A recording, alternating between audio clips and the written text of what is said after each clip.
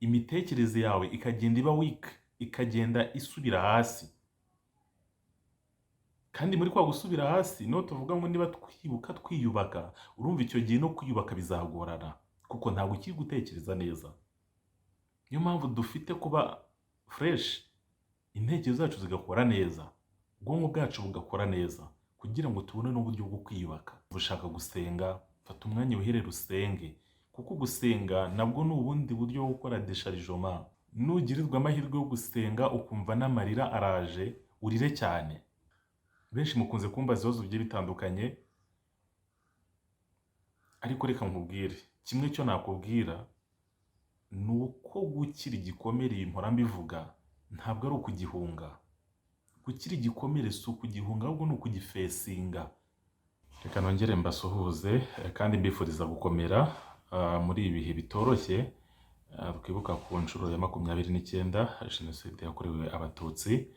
Ni ibihe bitoroshye, ni ibihe biba bigoye kunyuramo, ariko nanone kandi twibuka yuko ari ngombwa kwibuka, cyane kwemera bira yuko ivuga ko ubwoko butibuka amateka bushira vuba.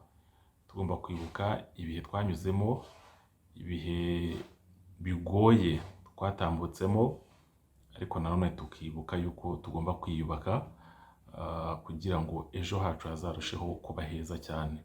Ninjye nawe rero tubifitemo uruhare, ariko nanone kugira ngo wiyubake umeze neza bisaba kuba umeze neza, ya mu buryo bw'imitekerereze, kuko burya byose tugeraho biterwa n'uburyo turi gutekereza, n'uburyo intekerezo zacu zirorganize zimeze neza.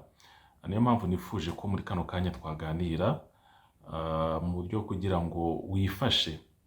Birashoboka yuko uri kunyura mu bikomeye byo kwibuka amateka, kwibuka ibi bikomeye wanyuzemo, wabuze abawe, wabuze inshuti, uri imiryango, uri abavandimwe, ariko nanone ntabwo ugomba guheranwa nabyo. Wowe ukiriho nicyo gihe cyo kugira ngo uzibe icyuho cy'abo bose bagiye. Ni gute rero muri no minsi ushobora kuba wakifasha?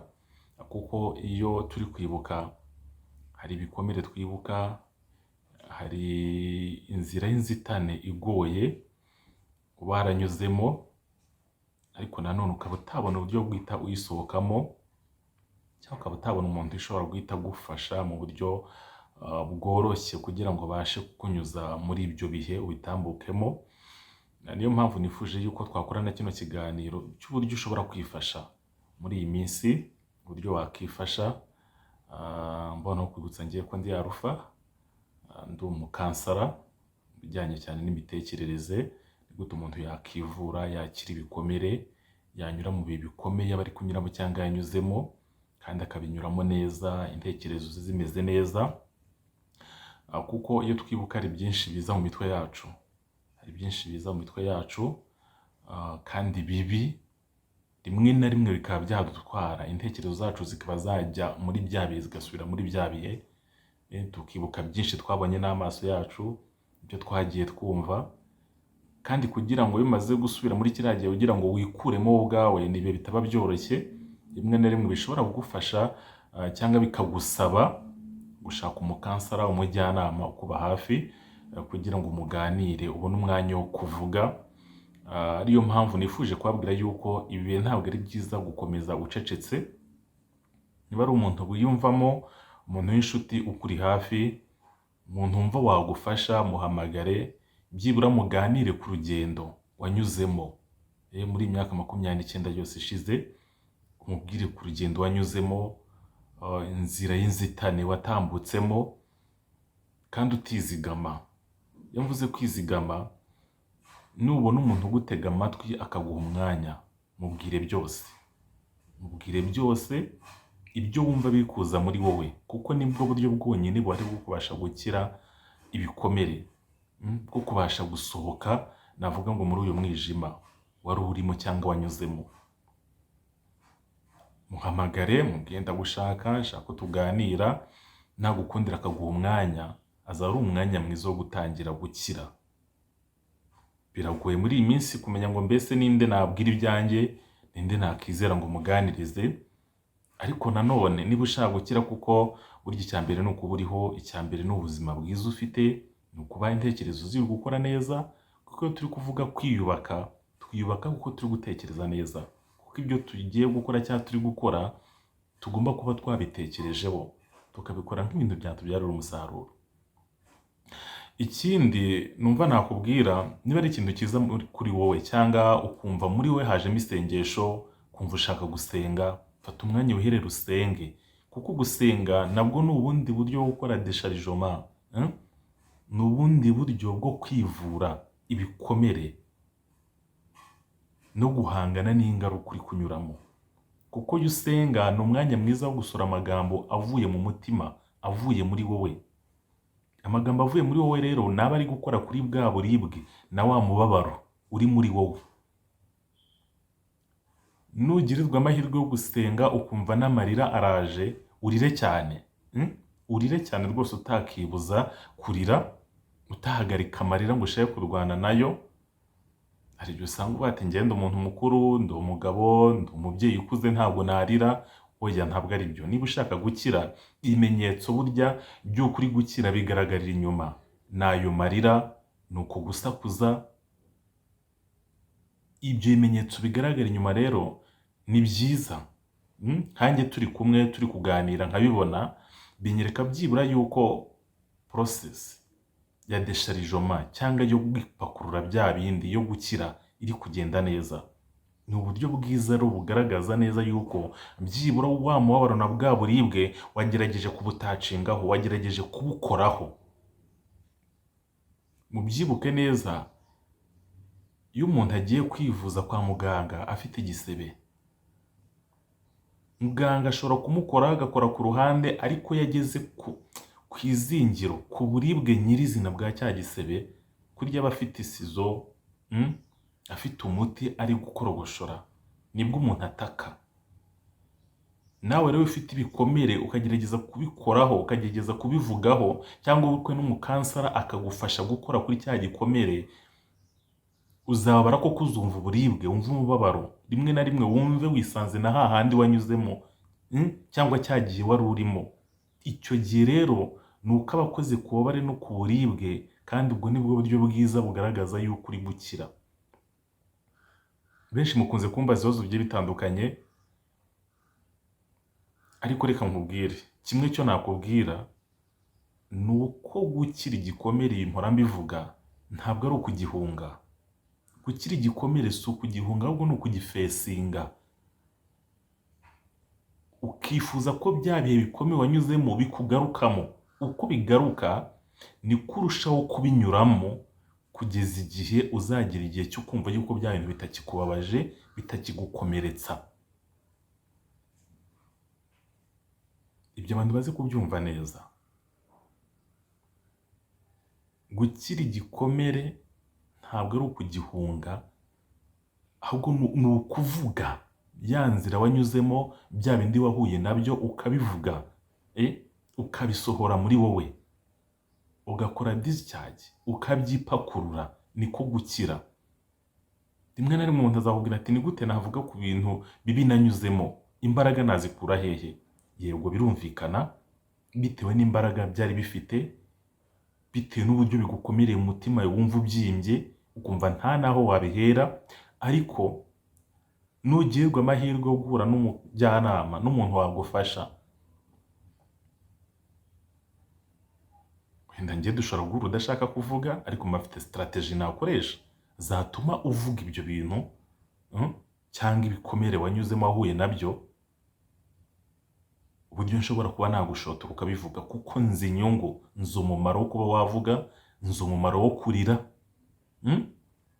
Ndetse no ku bantu bakunze kuririmba, niba muri bino bihe hari indirimbo iri kukuzamo, yiririmbe, wikubuza kuyiririmba, hoya yiririmbe, kuko do plus ugira ibintu usohora muri we bivuye mu mutima wawe, mu mutwe wawe, ni uburyo bwiza, ni inzira nziza watangiye yo gukira ibikomere, ni inzira nziza wamaze gutangira yo gukira ibyo bintu. Kuko uko ugumana nabyo, uko biguma muri wowe, niko birushaho kubyimbira muri wowe kugeza ku rwego uzatangira gutakaza kapasite y'imitekerereze. Imitekerereze yawe ikagenda iba weak, ikagenda isubira hasi. Kandi muri kwa gusubira hasi, no tuvuga ngo niba twibuka twiyubaka, urumva icyo gihe no kwiyubaka bizagorana, kuko ntabwo ukiri gutekereza neza. Niyo mpamvu dufite kuba fresh, intekerezo zacu zigakora neza, ubwonko bwacu bugakora neza, kugira ngo tubone n'uburyo bwo kwiyubaka. Ni urugero nkunda gutanga cyane, kuko uko ugenda wakira ibibi kenshi,